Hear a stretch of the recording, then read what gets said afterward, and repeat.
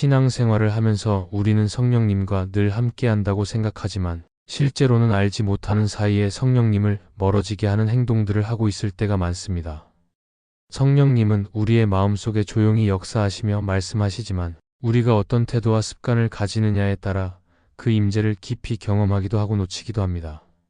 큰 잘못이 아니라고 여겼던 작은 행동들이 성령님과의 친밀함을 방해할 수 있고 결국 우리의 신앙을 메마르게 만들 수 있습니다.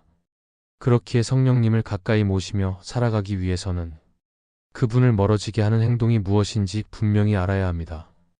오늘은 우리가 알아차리지 못하는 사이에 성령님을 멀어지게 하는 4가지 행동에 대해 함께 나누고자 합니다. 첫째, 성령님보다 내 감정을 더 따르는 태도는 성령님을 멀어지게 합니다. 사람은 누구나 감정을 가지고 살아갑니다. 기쁨과 슬픔, 분노와 두려움, 만족과 불안은 우리의 삶 속에서 자연스럽게 드러나는 모습입니다. 감정은 하나님께서 주신 소중한 부분이지만 그것이 신앙의 기준이 될 때 우리는 쉽게 흔들리게 됩니다. 왜냐하면 감정은 상황에 따라 빠르게 변하기 때문입니다. 오늘은 뜨겁게 찬양하고 기뻐하지만 내일은 작은 어려움에도 낙심하며 하나님이 멀리 계신 것처럼 느끼기도 합니다. 감정의 신앙을 의지하면 결국 신앙은 안정되지 못하고 파도처럼 요동칩니다. 성령님은 우리 안에 늘 함께 하시고 변함없이 역사하시지만 우리가 감정을 앞세우면 성령님의 음성을 놓치고 멀어지게 되는 것입니다. 감정을 따르는 신앙은 흔히 예배와 기도에서도 나타납니다. 마음이 벅차고 뜨거울 때는 기도에 집중하고 예배의 감격을 느끼지만 마음이 식으면 같은 자리에서도 지루하게 느끼며 건성으로 지나가 버립니다. 그러나 성령님과 동행하는 신앙은 감정의 기복에 흔들리지 않고 상황이 어떠하든 하나님을 바라보게 합니다. 우리가 감정을 따라 신앙생활을 할 때 성령님은 더 이상 우리의 중심이 되지 못하고 신앙은 개인적인 만족과 분위기에 의존하게 됩니다. 그 결과 성령님이 주시는 참된 평안과 기쁨을 잃고 점점 공허해지는 신앙에 머물게 됩니다. 성경 속 사울 왕은 감정을 따라 결정했던 대표적인 인물입니다. 그는 불안한 마음을 이기지 못하고 사무엘이 오기 전 제사를 스스로 드렸습니다. 그의 행동은 하나님의 말씀보다 자신의 감정을 앞세운 결과였습니다. 결국 하나님께서 사울을 버리시고 다윗을 세우신 것은 사울이 성령님의 인도보다 자신의 감정과 두려움을 따랐기 때문입니다. 이는 우리에게 중요한 교훈을 줍니다. 감정을 따르는 태도는 성령님을 멀어지게 하고 하나님이 기뻐하시는 길에서 벗어나게 한다는 것입니다. 우리가 감정을 앞세우면 작은 일에도 쉽게 시험에 듭니다. 누군가의 말 한마디에 상처를 받고 예상치 못한 일에 분노하거나 낙심하며 신앙의 길을 잠시 멈추고 싶어지기도 합니다. 그러나 성령님은 감정이 아니라 말씀과 진리 위에서 역사하십니다. 감정은 상황에 따라 달라지지만 성령님은 변함없으신 하나님이시기에 우리가 성령님을 따라갈 때 신앙은 흔들리지 않고 견고해집니다. 따라서 신앙의 무게 중심을 감정에 두지 않고 성령님께 두는 것이 중요합니다. 또한 감정을 따르는 태도는 우리를 자기중심적으로 만듭니다. 감정은 언제나 내가 느끼는 것에 집중하게 만들기 때문에 성령님보다 내 기분을 더 중요하게 여기게 됩니다. 그러나 성령님과 동행하는 삶은 나의 기분이 아니라 하나님의 뜻을 우선하게 만듭니다. 감정은 쉽게 변하고 나를 속이기도 하지만 성령님은 언제나 진리 가운데로 인도하십니다. 우리가 성령님을 따라갈 때 감정은 하나님의 손 안에서 다스림을 받고 올바른 자리에 서게 됩니다. 성령님은 우리의 감정을 무시하시지 않습니다. 오히려 상한 마음을 위로하시고 기쁨의 노래로 새 힘을 주십니다. 그러나 성령님은 감정이 우리의 주인이 되기를 원하지 않으십니다. 감정이 신앙을 이끄는 것이 아니라 성령님이 우리의 삶을 다스리실 때 감정도 건강하게 쓰임 받을 수 있습니다. 기쁨은 더 큰 감사로, 슬픔은 더 깊은 위로로, 분노는 의로운 열정으로, 두려움은 담대함으로 바뀌게 됩니다. 그러므로 우리는 감정을 신앙의 기준으로 삼지 말아야 합니다. 성령님은 우리의 감정을 초월하여 역사하시며 감정을 다스리실 수 있는 분입니다. 감정을 따라 살면 성령님은 멀어지지만 성령님을 따라 살면 감정은 다스림을 받아 삶을 풍성하게 합니다. 우리의 신앙이 흔들릴 때마다 감정을 쫓기보다 성령님의 인도하심을 붙드는 것이 필요합니다. 그래야 우리의 신앙이 흔들림 없이 자라고 성령님과의 동행이 더 깊어지게 됩니다. 둘째, 성령님을 단순히 위로자로만 제한할 때 그 능력을 잃습니다. 우리가 성령님을 생각할 때 흔히 위로자라는 표현을 가장 먼저 떠올립니다. 실제로 성령님은 우리의 상한 마음을 싸매주시고 눈물을 닦아주시는 위로의 영이십니다. 그러나 성령님의 사역은 거기에만 머무르지 않습니다. 성령님은 단순히 아픔을 달래주는 분이 아니라 우리의 삶을 변화시키고 사명을 감당하게 하시는 능력의 영이십니다. 성령님을 위로자로만 한정하면 우리는 성령님이 주시는 전인적인 역사와 능력을 경험하지 못하게 되고 결국 신앙이 깊어지지 않고 한쪽으로 치우친 모습에 머물 수 있습니다. 성령님은 예수님께서 약속하신 보혜사이십니다. 보혜사는 돕는 자, 상담자, 변호자, 위로자라는 다양한 의미를 포함합니다. 즉, 성령님은 단순히 감정을 달래주는 역할에 그치지 않고 우리를 진리 가운데로 인도하며 하나님의 뜻을 깨닫게 하시고 죄를 책망하시며 나아가 담대하게 복음을 전할 수 있도록 능력을 주십니다. 그런데 우리가 성령님을 위로자라는 한 가지 모습으로만 생각하면 그분의 전능하신 사역을 가볍게 여기게 됩니다. 위로만 받고 나면 그 자리에 머물러 변화가 일어나지 않고 성령님이 주시려는 더 깊은 능력을 놓치게 되는 것입니다. 사도행전의 제자들을 보면 성령님이 임하셨을 때 그들은 단순히 위로만 받은 것이 아니었습니다. 두려움에 숨어있던 제자들이 성령을 받고 나서 담대히 거리로 나아가 복음을 전하기 시작했습니다.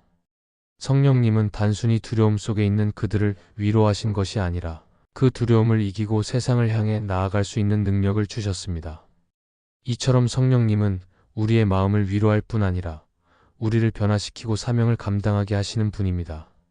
성령님을 위로자로만 제한하는 순간 우리는 그 놀라운 능력을 경험하지 못하게 됩니다. 또한 성령님은 거룩하게 하시는 분이십니다. 우리의 죄를 깨닫게 하시고 회개하도록 이끄시며 하나님의 말씀에 순종할 수 있는 힘을 주십니다. 위로만 받으려는 신앙은 죄를 회피하고 은혜 안에만 머무르게 하지만 성령님은 단순히 괜찮다고 달래시는 분이 아니라 거룩한 삶으로 부르시는 분입니다. 따라서 성령님을 위로자로만 이해하면 회개와 변화의 과정을 가볍게 여기게 되고 신앙의 성숙을 경험하지 못합니다. 성령님은 우리의 약함을 이해하시고 위로하시지만 동시에 죄를 책망하시고 돌이키게 하십니다. 이것이 성령님의 온전한 사역입니다.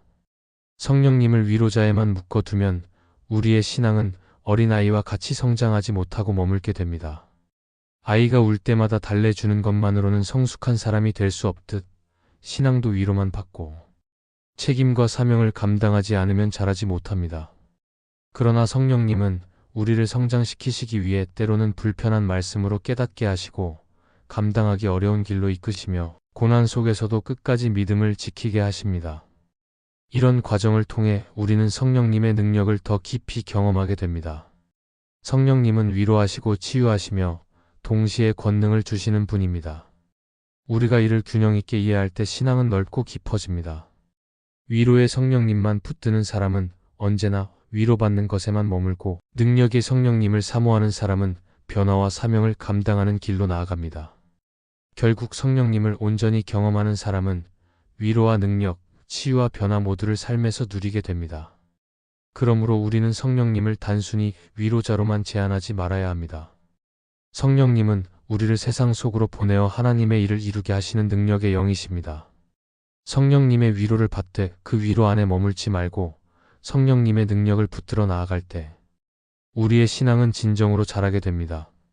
성령님은 오늘도 우리를 위로하시며 동시에 변화시키고 사명을 감당하도록 일하고 계십니다. 이 사실을 기억할 때 우리는 성령님의 충만함을 온전히 누리며 살아갈 수 있습니다.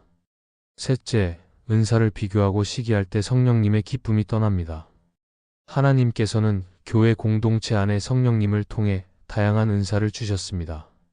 어떤 이에게는 가르치는 은사를, 또 어떤 이에게는 섬기는 은사를, 또 다른 이에게는 치유와 위로의 은사를 주십니다. 모든 은사는 동일한 근원에서 나왔으며 하나님 나라를 세우기 위한 목적을 가지고 있습니다. 그러나 우리가 받은 은사를 소중히 여기지 않고 다른 사람의 은사와 비교하거나 그것을 시기하면 성령님이 주시는 기쁨은 사라지고 마음은 점점 무거워집니다. 은사는 비교의 대상이 아니라 하나님의 뜻을 이루기 위한 선물인데 우리가 잘못된 시선을 가질 때 성령님의 역사를 가로막게 되는 것입니다. 비교와 시기는 은혜의 공동체를 해치는 가장 큰 요소 중 하나입니다. 교회 안에서 누군가는 눈에 잘 띄는 자리에서 사역하고 또 누군가는 보이지 않는 곳에서 묵묵히 섬깁니다. 그러나 눈에 보이는 차이로 인해 마음에 불평이 생기거나 왜 나에게는 저런 은사를 주지 않으셨는지 불만을 품는 순간 성령님이 주시는 평안과 기쁨은 사라집니다. 은사는 크고 작음의 문제가 아니라 필요에 따라 하나님이 각자에게 맡겨주신 것이기 때문입니다. 우리가 비교하기 시작하면 결국 은사를 주신 하나님을 불신하게 되고 시기하는 마음은 공동체 안에 분열을 일으키게 됩니다. 고린도 교회가 바로 그 예입니다. 성령님이 주신 은사가 풍성했던 교회였지만 그들은 서로의 은사를 자랑하거나 비교하며 다투었습니다. 누가 더 뛰어난 은사를 가졌는지 경쟁하면서 성령님이 주신 은사의 본래 목적을 잃어버렸습니다. 그래서 사도 바울은 고린도전서에서 몸의 비유를 들어 설명했습니다. 몸의 지체가 각각 다르지만 하나의 몸을 이루듯 은사는 다양하지만 목적은 하나라는 것입니다. 눈이 귀를 시기할 수 없고 손이 발을 무시할 수 없듯 은사는 모두 존귀합니다.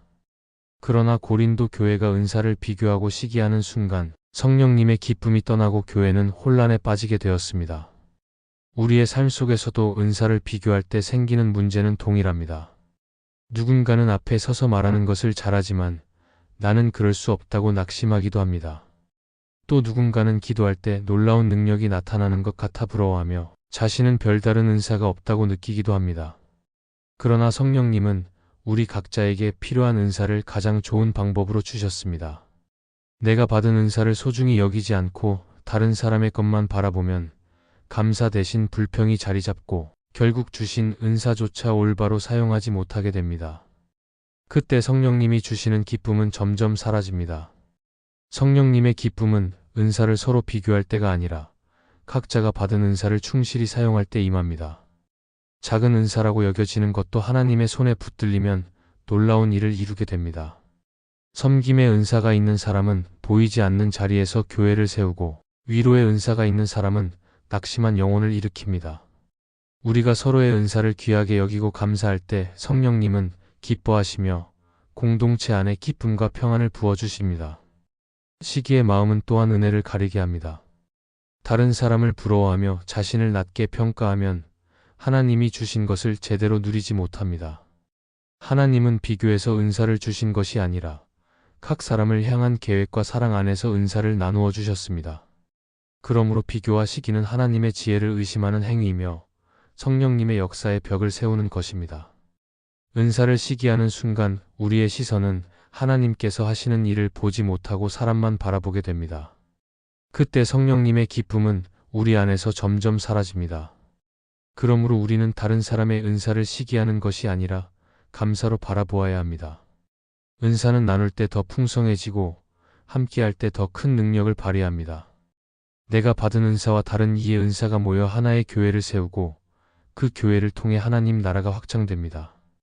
서로의 은사를 인정하고 격려하며 감사할 때 성령님의 기쁨은 공동체 안에 더욱 충만해집니다. 결국 은사를 비교하고 시기하는 태도는 성령님을 멀어지게 하고 우리 안의 기쁨을 빼앗습니다. 그러나 하나님께서 주신 은사를 감사함으로 받아들이고 서로의 은사를 존중하며 함께 사용할 때 성령님은 기뻐하시며 우리 가운데 충만하게 역사하십니다. 넷째, 세상 가치관을 그대로 따르며 신앙을 타협할 때 성령님이 떠납니다. 신앙은 언제나 세상 속에서 살아가는 우리의 삶과 맞닿아 있습니다. 우리는 직장과 가정, 인간관계 속에서 수많은 선택을 하며 살아갑니다. 그런데 그 선택의 기준이 성령님의 인도하심이 아니라 세상의 가치관이 될 때 우리의 신앙은 타협하게 되고 성령님은 점점 멀어지게 됩니다. 세상은 끊임없이 성공과 이익, 쾌락과 편리를 추구하라고 말합니다. 그러나 성령님은 우리에게 거룩과 순종, 사랑과 섬김을 가르치십니다. 우리가 세상 가치관을 따라가면 성령님이 기뻐하시는 길에서 벗어나게 되고 결국 성령님의 기쁨을 잃게 됩니다. 세상의 기준은 눈에 보이는 결과를 중시합니다. 더 많이 소유하는 것, 더 높은 자리에 오르는 것, 더 많은 사람에게 인정받는 것을 성공으로 여깁니다. 그러나 성령님은 우리 안의 중심을 보십니다. 성령님은 우리가 하나님 앞에서 얼마나 겸손하게 살고 있는지, 얼마나 사랑을 나누고 있는지를 보십니다. 그런데 우리가 세상의 기준을 따를 때는 외적인 성취에만 몰두하고 내적인 성숙을 잃어버리게 됩니다. 그렇게 되면 신앙은 껍데기만 남고 성령님은 역사하시지 않게 됩니다.